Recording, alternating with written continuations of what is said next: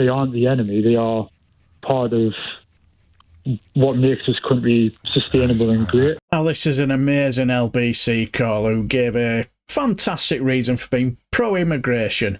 Well, this was on the same day the brilliant call of Sanjay from Coventry was, on Friday the 9th of October 2024. And this is a guy called Stephen from Exeter. And the reason why he's amazing is what he said at the start of the phone call. Hi, James. Thanks for having us on. Hello. I just wanted to share my experience growing up, really going from very much anti-immigration to now pro-immigration. Yeah.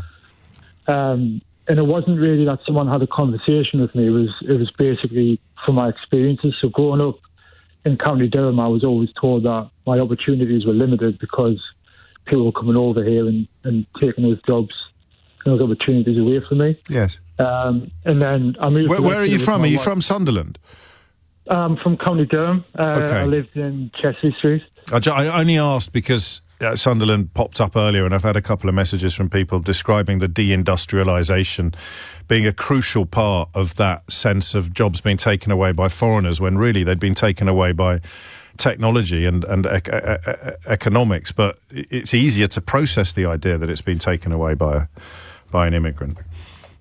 Well, yeah, it's just easier to tell someone that rather than educate yourself and actually learn about the true factors why opportunities are limited. And it wasn't until I moved to Exeter with my wife and got a job in a supermarket until I actually changed my view, because I work with a lot of Polish people. Okay. And at first the word clashes between us, and I think that was because I had an inherent view on those people. But as I continued working in the supermarket more and more time, I learned that actually they're some of the hardest people that I've ever worked with.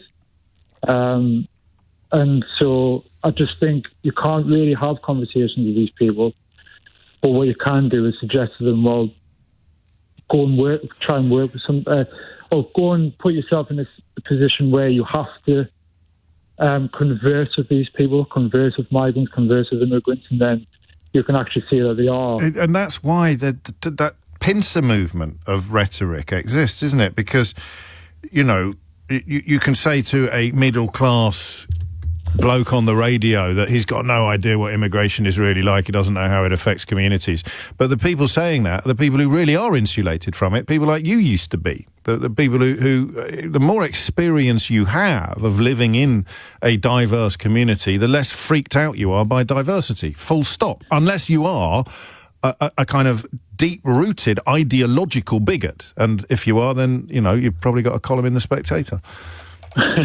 Well, I think it's comfort zones as well. I think once I was took out of my comfort zone and I had to move down here and get a new job, I started seeing these people for exactly what they are, and they're hard-working, honest people. Just like myself, I come from a working-class background, which a lot of people in North East or where I'm from are. And people who come from like different countries like Poland and wherever it is, it doesn't really matter where they're from.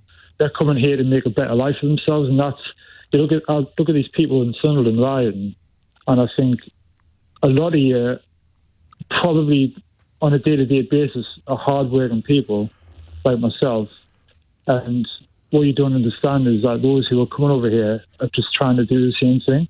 Was it a slow process? Did you just suddenly realise one day, oh yeah, I don't feel that way anymore, because it's not a sort of faceless threat to me that I'm thinking of when I hear the word immigrant? It's Pavel, who I sit next to at work. Or, do you see what I mean? Yeah, but I was told that these people were the problem, but I never actually had any experiences with them. I think until you're face-to-face with, in my case, a Polish person, and you actually converse with them, you learn that, well, actually these are decent people.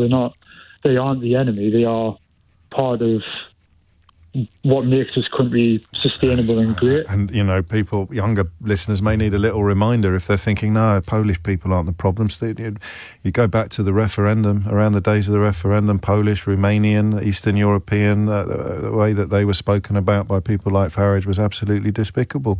And of course, it's just the spotlight of hatred that shifts. It's never the nature of the hatred that changes. It's always identical. They just shift targets accordingly. So, Stephen, that's a lovely call. Thank you. Absolutely, wasn't it? Absolutely brilliant call, and it kind of reminded me of the time when I used to read self-help books, and there was this one where, because I was struggling badly with my mental health a while ago, where it talked about peeling away the skin of fear, a little bit like you would do with an onion, and peel away the last bit of the skin and you'll find there's nothing to be frightened of. And good on the guy, because I can imagine it'd have been quite difficult to admit that you've been wrong all this time and change your mind. But what do you guys think?